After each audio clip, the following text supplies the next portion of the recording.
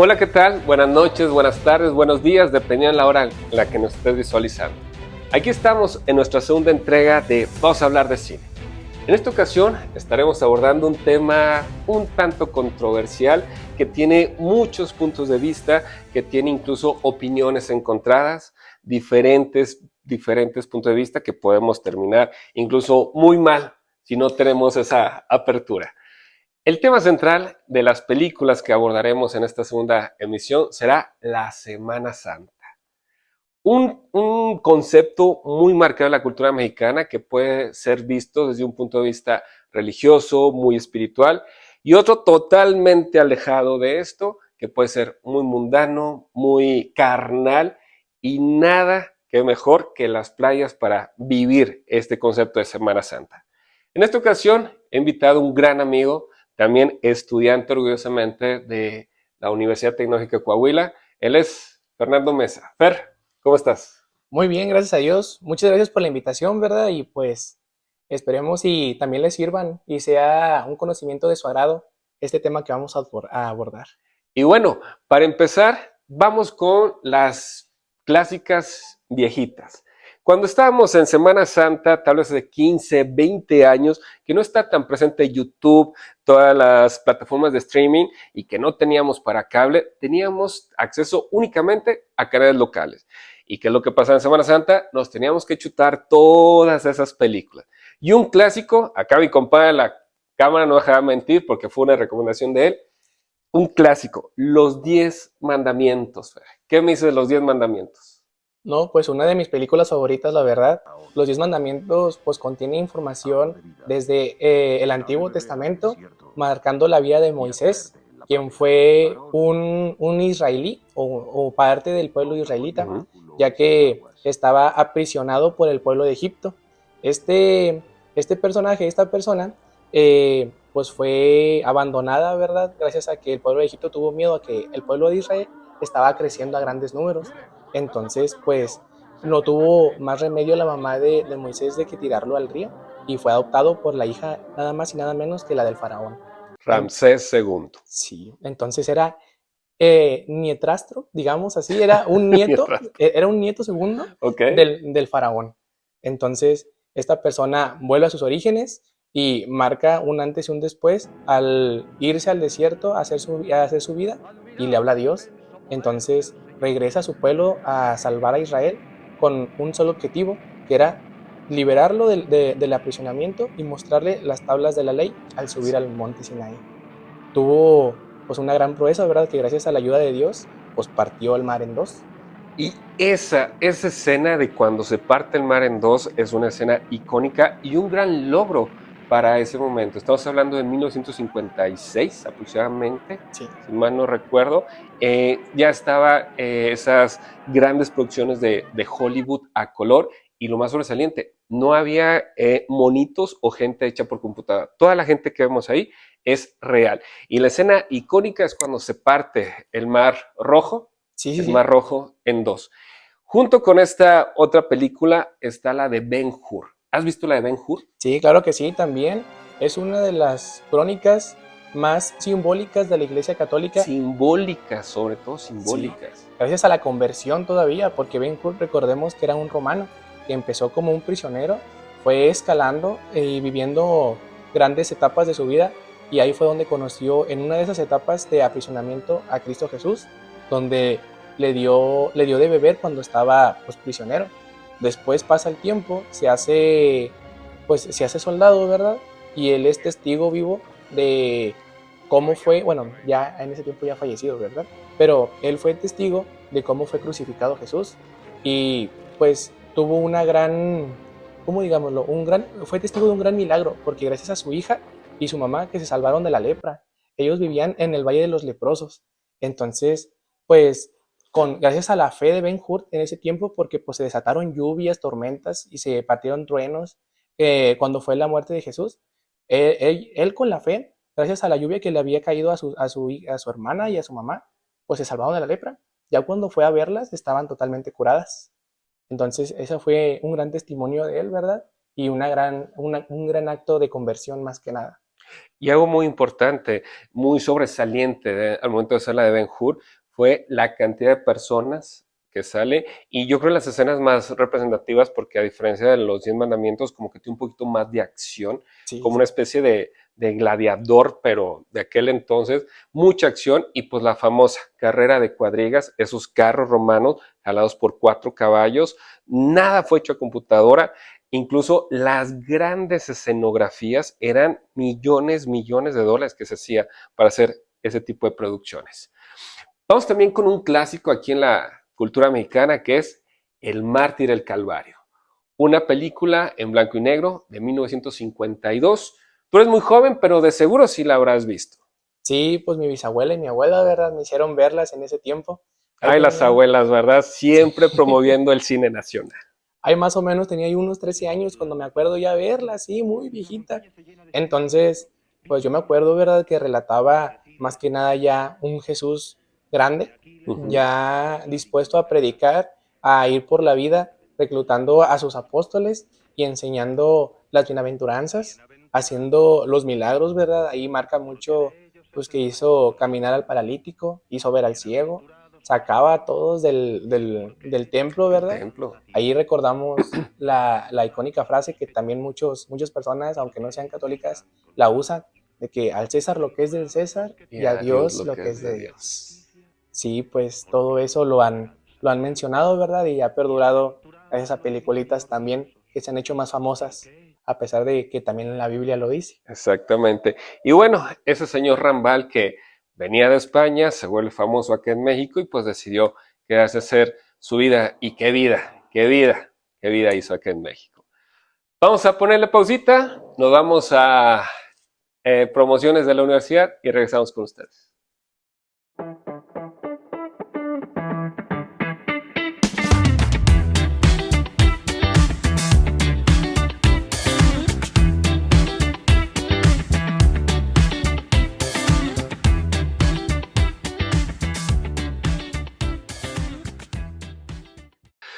Seguimos con películas de Semana Santa, unas clásicas, unas no tan conocidas y a mi punto de ver, personalmente, una de las películas más sangrientas que he visto porque durante toda la producción, que más de 2 horas, ves sangre, latigazos y demás, es La Pasión de Cristo. ¿Qué me puedes decir de esta película, Fer? Pues sinceramente, aparte de ser una película, el mayor acto de amor que una persona, siendo Dios, pudo haber hecho por otra, sin tener ningún rasgo familiar, ningún parentesco y nada en común. Dios, a pesar de haberse hecho hombre, aquí muestra, bueno, ya asumida la película, se muestra que pues, fue crucificado por nosotros, más que nada. Se relata en toda la película pequeñas crónicas desde que estaba chiquito y luego se transforma a la vida actual, donde marcan que Jesús pues, fue visitado por los Reyes Magos, fue un hijo obediente, un joven como cualquiera de nosotros que pudimos haber sido, ¿verdad? Ya en nuestra juventud. Ujú. Y más además, que también siguió el oficio de su padre postizo, quien fue José. Él tenía un oficio de carpintero. Entonces, dentro de la película, marcan unos pequeños clips dentro de la vida de Jesús joven a un Jesús ya en las vísperas, ¿verdad?, de su lecho de crucifixión. Entonces, toda esa crónica la va marcando dentro de que consigue a todos los apóstoles, ¿verdad? Los reúne y todavía pues va haciendo sus proezas, ¿verdad? Dentro de esa película también marcan todos los milagros que hizo, más todavía la conversión de varios soldados que lo tenían Ujú. aprisionado. Entonces, pues ese es el mayor acto de cualquier persona que se quiera acercar a Dios. Con esa película va a tener, sí es muy sangrienta, pero es más que nada la pura verdad. Les va a causar una impresión, pero créanme que aún así se vea muy extremista. Ujú. Todavía le falta mucho para acercarse a la realidad de todo lo que vivió Cristo Jesús en ese momento. Y bueno, antes de entrar a cámara platicando con Fer, me dice que viene La Pasión de Cristo 2, Sí. que en ese caso, le digo, pues entonces todavía nos espera más de este mensaje, más sangre, porque cuéntales, y a mí me llamó mucho la atención lo que viene en La Pasión de Cristo 2. Pues yo he visto muchos documentales donde ya están fabricando y ya están en post para filmarla, Ujú. ya que pues si no nos falla la memoria, ¿verdad? En el Nuevo Ajá. Testamento, pues marca la muerte de cada uno de los apóstoles. Unos fueron muy martirizados, muy asesinados de Bastante, una manera brutal, bastante. así como Juan el Bautista, que lo degollaron. Y más aparte, pues el Nuevo Testamento, la unción de la Virgen María, la vida de San Marcos y más actos que pasaban en el Nuevo Testamento de pues, la Iglesia Católica, ¿verdad? Y bueno, ahorita que toma este tema, hay que recordar que a mediados del siglo XX se hace una especie de conversión o la misma institución como tal da un poquito más de libertad. Recordemos que a mediados del siglo XX el sacerdote daba hacia la ceremonia de espalda a los feligreses, viendo al altar, y la misa se daba en latín. Esto hacía que tal vez no hubiera tanta unión entre el rito y la feligresía.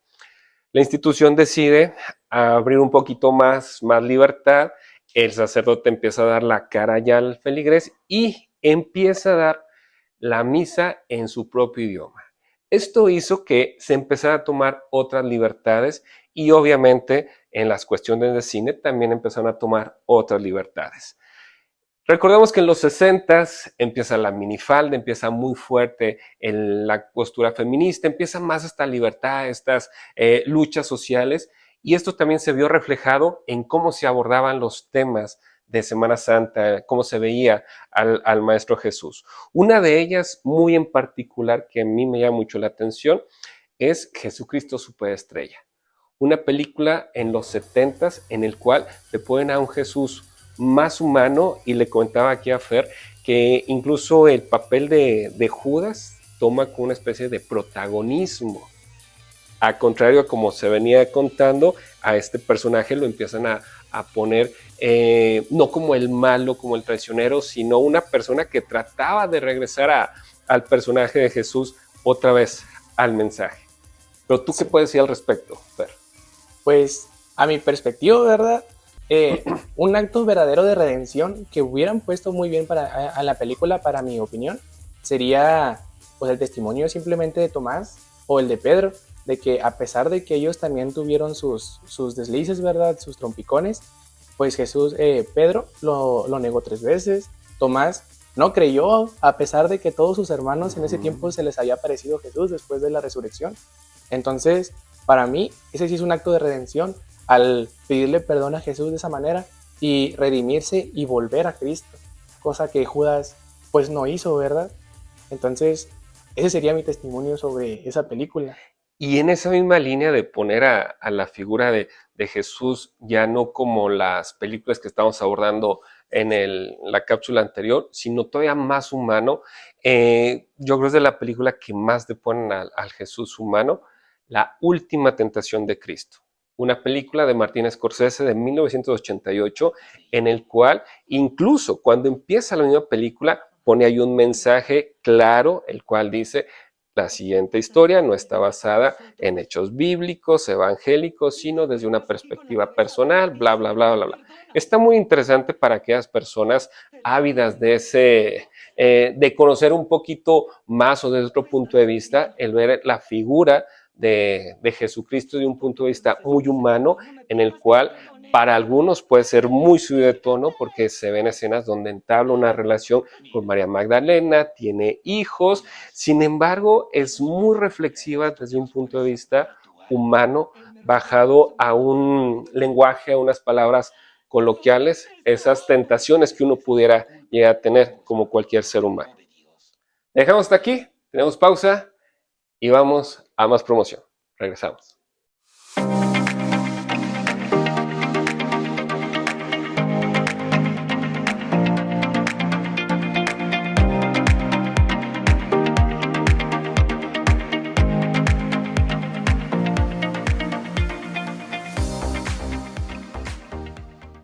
Y bien, entramos en la recta final. Y al final dejamos las películas que están lo más alejados de la espiritualidad hasta cierto punto y están más cercanos con el pueblo, con lo mundano, con esas personas que tal vez no tienen tanta preparación o que abunda mucho la ignorancia. Una película muy recomendable es la de El Elegido, de 1977, donde sale una Katy Jurado consagrada, en la cual interpreta un papel hablando de simbolismo que se asemeja un poquito a la María Magdalena que nos habían contado en las otras películas, en la cual es señalada, no tiene perdón de Dios, pero a final de cuentas es la mujer que más, a final de cuentas, tiene fe en ese Jesús que le contaron. El Elegido cuenta la historia básicamente de un hombre que su papá había interpretado durante varios años a Jesucristo en el Vía Crucis de Iztapalapa, que es toda una institución en el Estado de México. Una odisea. Una odisea, toda una institución. Y pues él decide no ser Jesús, a pesar de que es elegido, le dan una calentadita porque se negó, total, desaparece un año. De una manera muy simbólica representa cuando Jesús se va al desierto, 40 días, él se va un año. Y durante un año vive diferentes situaciones y obviamente una conversión. Al año es que decide volver, todos lo reciben con gran jolgorio. Obviamente estamos hablando de un barrio muy bajo que te presentan en esa película, entonces como cuando Jesús llega a Jerusalén y lo reciben con las palmas, en este caso pues es una gente pues ya está ebria, lo reciben con mucho gusto y en esta conversión el elegido decide y acepta ser Jesús. Es tanta la devoción de este hombre que a final de cuentas hace una excelente interpretación de Jesús, muy entregado. Muchos creen que está actuando, pero realmente no está actuando, realmente se está entregando en cuerpo y alma. Muy recomendable, la puedes encontrar en YouTube, sin embargo, pues tal vez la calidad no sea tan buena como estamos acostumbrados actualmente. ¿Habías oído hablar de esta película? No, la verdad que es la primera vez que la escucho y así como suena muy interesante. Ah, lejos de la liturgia y de la evangelización y de la espiritualidad, así como lo mencionas, eh, pues sí, es más lo que vive una persona común y corriente como nosotros para vivir una conversión, un verdadero encuentro con Dios, algo que necesitamos muchas personas para de verdad tener fe, porque lejos de la vanidad, muchas personas ya nada más lo toman a juego o bautizan a la gente por bautizarla, lo hacen el matrimonio nada más, pues por la iglesia dicen y así lo toman pues a juego, pero lo que estamos olvidando es el encuentro que necesitamos cada persona para tener pues esa fe digna y representar a la religión como se debe, ¿verdad? Y entregarse, así como lo mencionas. Y bueno, para poner toda la contraparte con una película a todo lo que nos acaba de decir Fer, hay una película sumamente controversial. Es una película que, bueno, es de mis favoritas, cabe mencionar que es de mis favoritas. Es una película peruana y se llama Madeinusa, así se llama, Madeinusa. Cuenta la historia de un pueblito metido en los Andes peruanos que ellos esperan con gran alegría que se dé la Semana Santa. Incluso en el centro del pueblo, en la plaza principal, tiene una persona que está contando los días y las horas para que se dé concretamente las 3 de la tarde del Viernes Santo. El Señor está las 24 horas durante todo ese tiempo y están constantemente ver cuánto falta. Madeinusa es porque a una hija de una señora que se fue a Estados Unidos y que lo único que le mandó fue una camiseta que decía Made in USA, le gustó tanto al Señor que le puso Madeinusa a su hija. Y así se llama, Madeinusa. Esta señorita ha sido escogida para representar a la Virgen María en la Semana Santa. ¿Cuál llega a nuestra sorpresa? Que cuando se da el Via Crucis, se cuelga un Cristo de esos antiquísimos de madera en la iglesia, se dan las 3 de la tarde, está el Cristo y hacen que la cabeza caiga, para representar que ha muerto Jesús. Se queda la iglesia sola, salen todos en silencio, cierran la puerta y automáticamente empieza una feria, un jolgorio y un despapalle impresionante, porque en la idea de este pueblo es que durante los próximos 3 días no hay Dios, porque Dios ha muerto. Y como no hay un Dios vivo, puedes hacer lo que tú quieras, porque nadie te va a acusar y nadie te va a decir que estás mal, porque no hay un Dios vivo. Es una controversia lo que plantea esta película, y durante estos 3 días pues se da un libertinaje impresionante. Fer le costó trabajo ver la película, pero pues me contabas que habías visto unos cortos, ¿no? Al respecto. Sí, ni la terminé de ver, no me gustó. Porque más que nada es el libre albedrío a su máxima expresión eso. Totalmente. Nada que ver con un practicante a un festejo porque Dios está muerto. Simple y sencillamente relata ahí lo que vi ahí que me pareció grotesco, es de que esa familia, su papá, estaba ansioso porque llegara esa hora de Sí. que era pues la crucifixión de Jesús para quitarle la virginidad a su propia hija. A ese grado estamos hablando.